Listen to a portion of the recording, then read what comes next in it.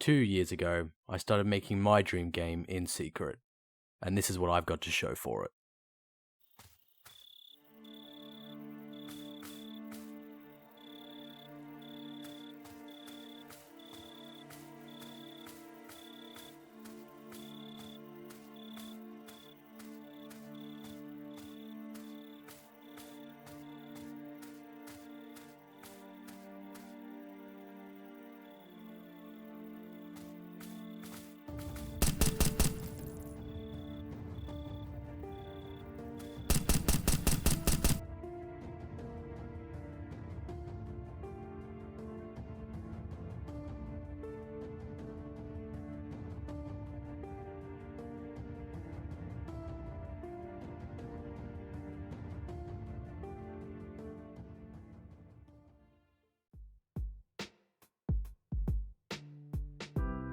So this whole journey started back in September 2018.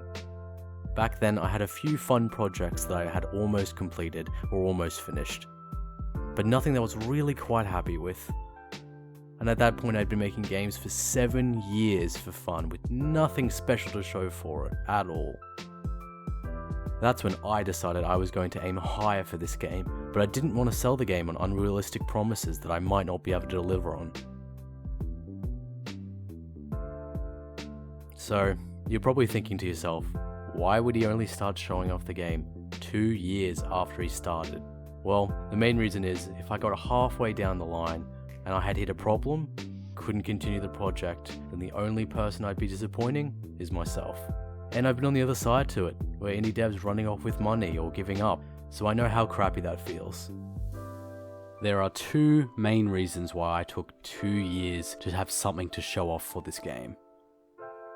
The first reason is I've been working full time, so could only work on the game in any spare time that I had, slowing down the production quite a bit.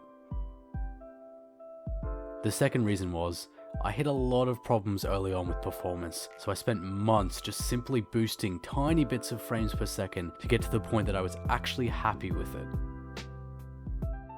So let me explain what my game actually is. Operation Desolate Void is a multiplayer first-person shooter made in Unity that aims to provide high-stress but fun situations for you and your friends. You must work together to overcome any challenge by selecting the right guns and equipment to take into the mission. You acquire said equipment by working together with your friends to build up your base of operations and making your characters stronger over time with each successful mission, but with heavy consequences should you fail. I've actually taken a lot of inspiration from games like Escape from Tarkov and DayZ. Luckily though, I decided on skipping bringing the running simulator mechanics from DayZ over to the game. The things I did use, like realistic gunplay and complex attachment systems, but also the intense feel each gunfight has because there are real consequences for losing, and in my view, those are the best parts of those games. Now, because there are so many complex systems in the game already, if I tried to show them all off to you in this one video, it would probably blow out the video length. So today, I'm going to be picking 2 features that are in the game right now and are core to the FPS experience. The reason for choosing 2 shooting related topics is simply because that's where I started 2 years ago.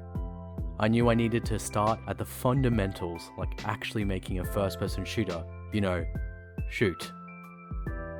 I'll be covering more features like bullet penetration, AI, gun attachments, and much more in upcoming devlogs, so make sure you stay tuned for those. If you have any suggestions for the game, please leave it down below, and you could be responsible for helping shape this game for the better, like these people already have.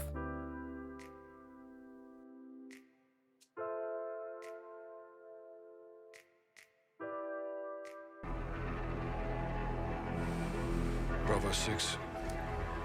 Going dark. Start clear! An integral part of all first-person shooters is a system that controls important objects and moves them in desired directions. A feature so revolutionary that it changed the entire gaming industry. That's right, You guessed it, it's Call of Duty's Fish AI. Here at Infinity Ward, we're really excited that we get to be the studio that brings fish into the next generation. I mean, bullet physics. Bullet physics, that's what I meant. So, the best way to get inspiration for different systems in the game is to look at other games and how they do it. So, some of the games that I liked playing that have nice bullet physics are like games like DayZ and Tarkov. The bullet travels in an arc instead of traveling in a straight line. So a big part of those games, mainly DayZ, is finding or guessing the distance to a target and zeroing the gun to match that target distance to hit that perfect headshot. At one point in the game's development, I had the physics working like this. Hours of playtesting later, and I worked out some issues with the system, and I've come to the conclusion that realism is not always the best. My main issue with this was if you're set up for long range shooting and you need to quickly engage an enemy that's close, if you don't zero down your gun in time, the bullets will fly over the enemy's heads, making you lose that gunfight you were totally going to win. Yeah, and that just didn't gel very well with the attachment system that I had planned out. So it was time to go back to the drawing board. So, what is a great example of FPS that has great shooting mechanics? Well, I think obviously the game we're all thinking about is Counter-Strike Global Offensive.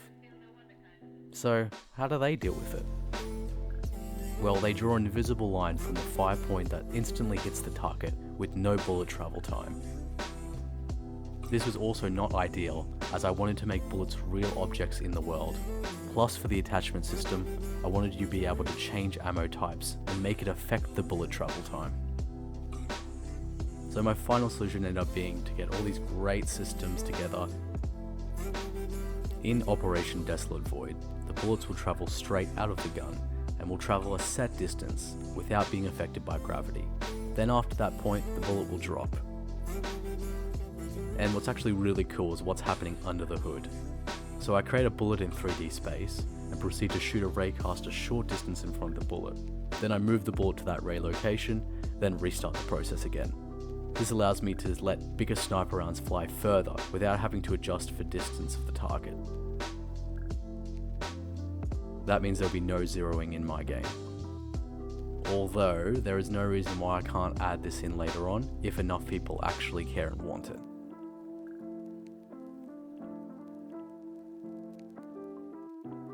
The second side of the coin that is shooting in a first-person shooter is the gun recoil system, of course. Once again, I'll look to other great first-person shooters to steal,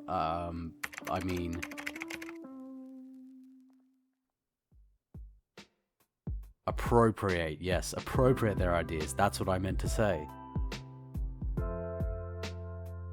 At one point in time, the game was running like Counter-Strike's recoil system, with a predictable recoil pattern with slight variation in between each shot.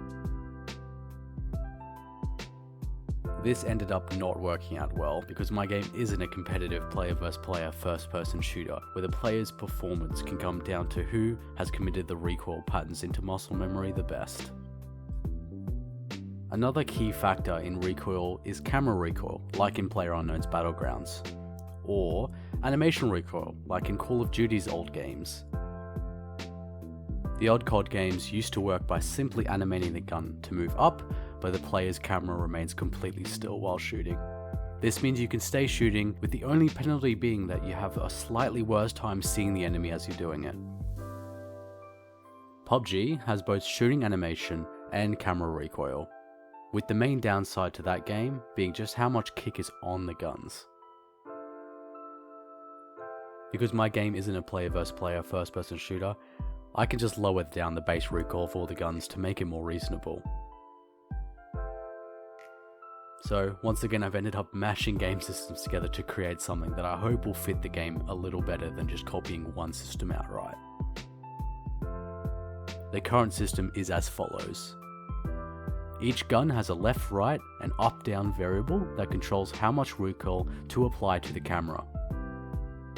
The gun recoil animation, or kickback, is handled by a script that procedurally animates the weapon based on its current stats. And finally, just like in CSGO, there is a variable that controls the random spread of each bullet, making it more slightly unpredictable. The weapon attachment system that's already in the game works great, as it's been designed with all these complex systems in mind. If you want to see more info about that, then mate, go ahead and subscribe. But don't touch it for too long. That subscribe button is my boy and I'll fight you for it. Alright, just wanted to let everybody know we've got a Discord up now. Come join, you'll be able to get some updates for the game, and maybe some people even get to play test builds of the game for feedback. Link will be in the description. And I'll see you fine people in the next video.